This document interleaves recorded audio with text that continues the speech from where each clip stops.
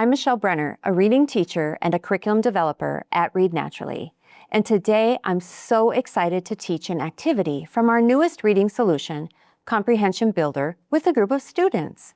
Before they arrive, I thought I'd take you all with me as I get ready for the session. We're going to be doing Activity 3 from the detail lesson, Putting Events in Order. I've already read through the steps to familiarize myself with the activity, so now I'm going to gather my materials. As you can see, everything I need is listed in this blue box. The items that have this diamond are resources that I can print from the USB drive. I have my smartboard, and I see that I'll need to print off copies of the Late for School activity page for myself and for my students. I also need to choose and print a practice story. Knowing the level of my students, I'm going to go with the level 4-5 story, Lynn Cox's Antarctic Mile. I don't have a magnifying glass with me today, but I see that's an optional prop, and I can make the points I need to make without it. I already have all of the USB files saved to my desktop, so I'll go ahead and find the resources I need for this lesson. This activity is in section 2 of the detail lesson. Here's the Late for School page, so I'll print that. Here's the Order the Events worksheet. Now I just need the practice story I selected, so I'll go back to the top level and click into the practice story folder.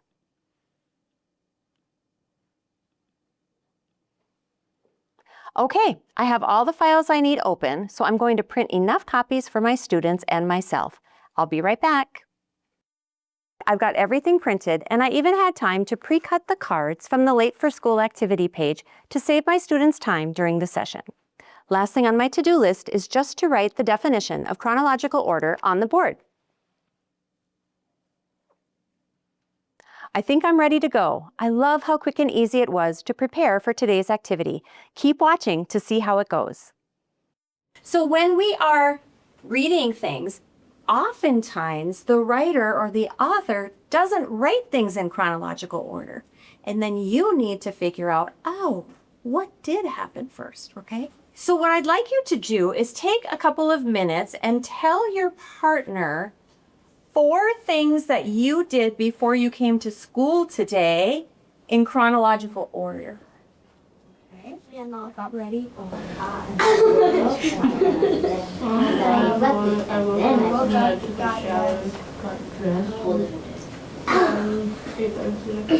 forgot to set my alarm last night.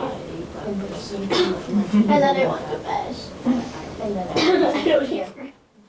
So sometimes when we're reading, we think that the order that the events occurred is the order that they're written in the story, but we know that that is not always the case.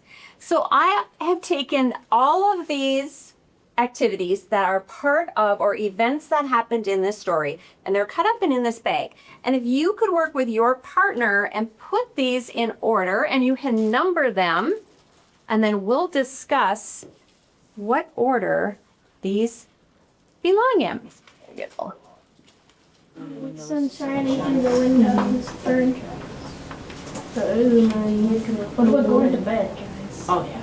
Sweet, yeah. Then, You take a shower after. Oh, yeah. Go to bed. Then you go. Got dressed and then brushed teeth. 1, 2, 3, 4, 5.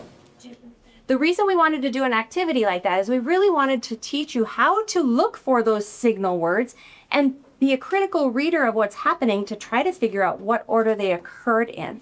But what we're going to do now is we're going to take that skill and move it to a story that we are going to read and try to figure out what order did the events happen in that story. As you read this story, knowing what we did with our Late for School activity and some of those signal words, I want you thinking about chronological order as we read this story together as a group. All right, ready? Swimming in the coldest water on earth sounds like a crazy idea. Yet in 2002, Lynn Cox set out to do just that.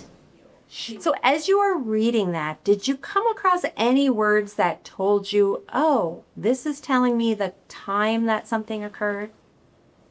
William? 25 minutes. 25 minutes. Okay. Alice? 1987. Okay, we have a date there, right? 1987. Go ahead. Finally? Finally. That's going to be a clue word about what happened. Hugo? 2010. In 2002, another date, okay? So right off the top, you were picking up on some of those cues that are going to give you the order in time that something occurred. All right. I would like you to simply find the first event and put a number 1 in front of it. The first event. Remember, it might not be the first thing written in the story. It's going to be the first thing that occurred in the order of time. Okay. Is anyone from the back table willing to tell us what you thought was the first event? Frank? Wind swam 3 miles from Alaska to Russia. Okay. Did the folks in the front row agree with that? Yeah. How do you know that was the very first event that occurred? What was your clue? William? I don't know, 1987. All right. How many of you used 1987 as your clue for that? Absolutely. That's giving us a point in time, right? And we know that that occurred first. All right, now I'm going to challenge you to independently find where the rest of the events are in the story. You can underline them if you would like to, but then I would like you to put them in order 2, 3, 4, and 5 in order of time. What's the chronological order that those events occurred?